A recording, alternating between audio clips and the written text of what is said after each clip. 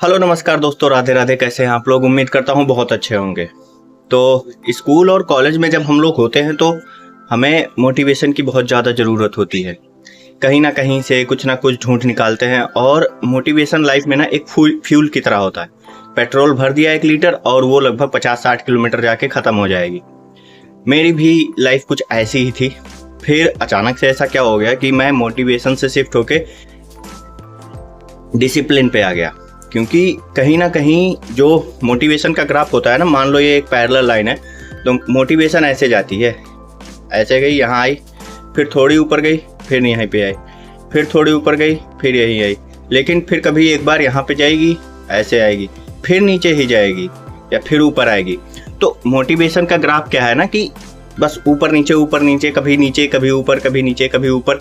और ये ऐसा नहीं कि ये लगभग हमेशा बराबर ही रहेगा कि आप बस घोड़े की तरह भागे ही जा रहे, ऐसा कुछ नहीं है। वो 4-6 दिन का खेला होता है और वो बस ख़त्म। मैं बताता हूँ अपनी एक कहानी। मैं कक्षा 11 या 12 में था।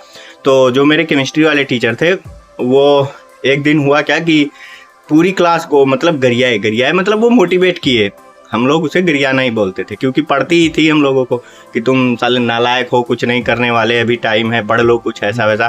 तो हम लोग क्या कहते थे कि खुद तो पढ़े नहीं, हमको पढ़ाने आए हैं। तो हुआ क्या उस दिन कि उन्होंने खूब अच्छे से 1 घंटे की क्लास होती थी और लगभग 40-45 मिनट उन्होंने बस लेक्चर ही दे डाला। तो हम लोग क्या किए कि अब हम लोगों को पता नहीं, लेकिन हाँ मैक्सिमम के साथ यही होता है कि फिर 4-5 दिन ना बहुत जम के पढ़ाई करी। भाई उस दिन तो मैंने रात के 2 बजे तक पढ़ाई करी।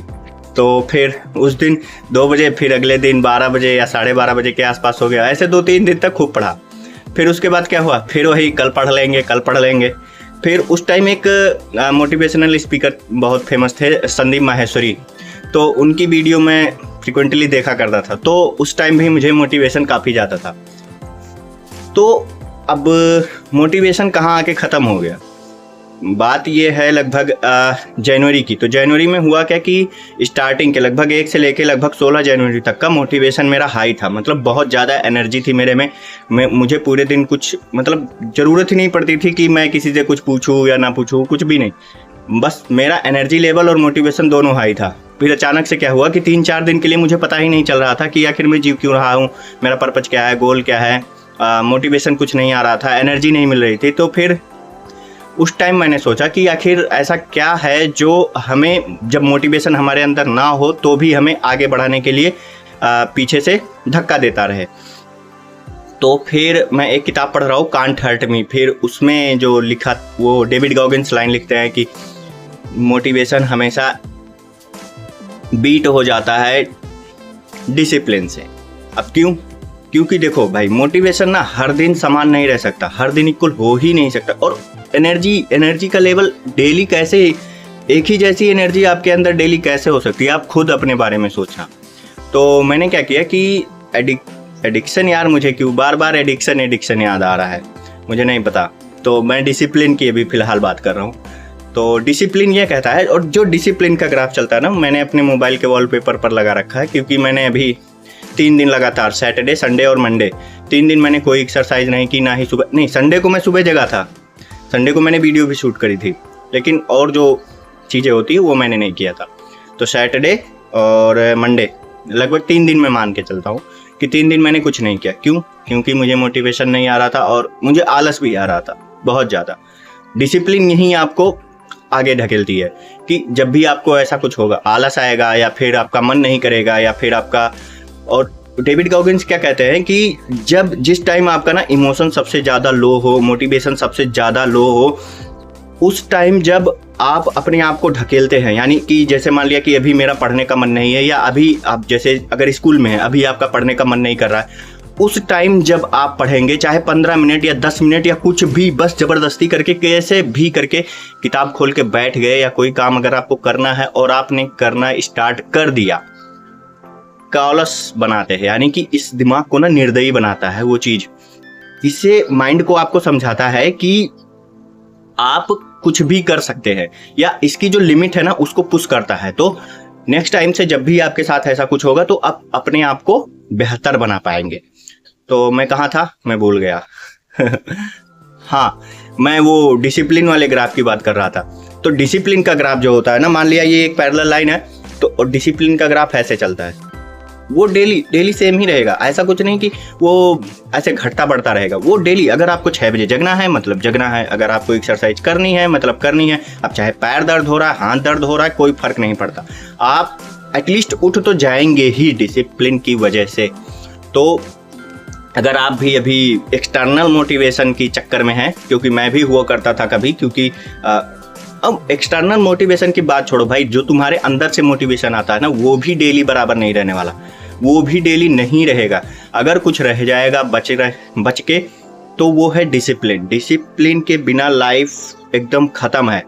मैं ऐसे एक दिन ऑफिस से निकला और मेट्रो की तरफ आ रहा था, तो मैंने सोचा कि मेरा तो मोटिवेशन ख़त्म है, कुछ भी मोटिवेशन नहीं है, ऐसा तो लग रहा है। क्योंकि अब मोटिवेशन कहाँ से आएगा? मेरी जो वीडियो जाती है उसमें कुछ नहीं होता, नथिंग, नो ग्रोथ। अब लगभग 2-2.5 महीने हो गए होंगे। तो ऐसा क्या है, मैं सोचने लगा। फिर दिमाग में आया कि भाई डिसिप्लिन ही ऐसी एक चीज़ है जो हमें मोटिवेशन हो ना हो, एनर्जी का लेवल कैसा भी हो, कोई तुम्हें गरिया रहा हो, कुछ भी कह रहा हो, लेकिन तुम अपने काम को अच्छे से कर पाओगे, क्योंकि अपनी लिमिट को पुश करोगे। और जब एवरी टाइम जब तुम अपनी लिमिट को पुश करोगे, तो तुम्हें एक ऐसी खुशी मिलेगी ना कि तुम वो फील करोगे, तब पता चलेगा। क्योंकि जब आप छोटी छोटी चीज़ों को हासिल करते हैं और उसे सेलिब्रेट करते हैं, कमाल का हैप्पीनेस होता है भाई। मतलब और शांति, भाई गजब की शांति, क्योंकि तुम ना अपने आप को प्रूव कर रहे हो खुद के लिए। ऐसा नहीं कि तुम्हारी ग्रोथ जो है ना, अगर वो तुम्हें दिखने लगे कि हाँ, जैसे मान लिया कि मैं 6 बजे पहले नहीं जगता था, या मेरी अंदर कोई भी अच्छी आदत नहीं थी, और अभी अगर मैं 6 बजे भी जग पा रहा हूँ, तो मेरे लिए बहुत बड़ी बात है कि नहीं?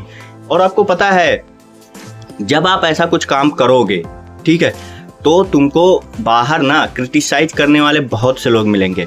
बहुत नहीं, लेकिन 1-2 ही काफ़ी हैं अगर आपको मिल गए तो। क्योंकि मेरी लाइफ में एक पर्सन अभी के लिए फ़िलहाल, घर वाले जो हैं वो तो हैं ही, वो कहते रहते हैं, तो उनका काम है, वो हमेशा कहेंगे।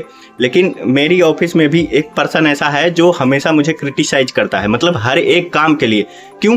क्योंकि उसकी आदत ही वही है, वो उसे ग्रोथ देखी ही नहीं जाती। क्यों? क्योंकि वो शायद खुद भी ग्रो नहीं कर रहा। और भाई आपके अंदर वो चीज़ है ना कि आपको पता है कि हाँ, आपके अंदर क्या क्या सुधार हो रहा है। आप अगर कोई अच्छी आदत देख रहे हो, आप उसे फॉलो कर रहे हो, ठीक है, आप अपनी बातों को किसी के साथ शेयर करते, अच्छी बात है, आप शेयर करो।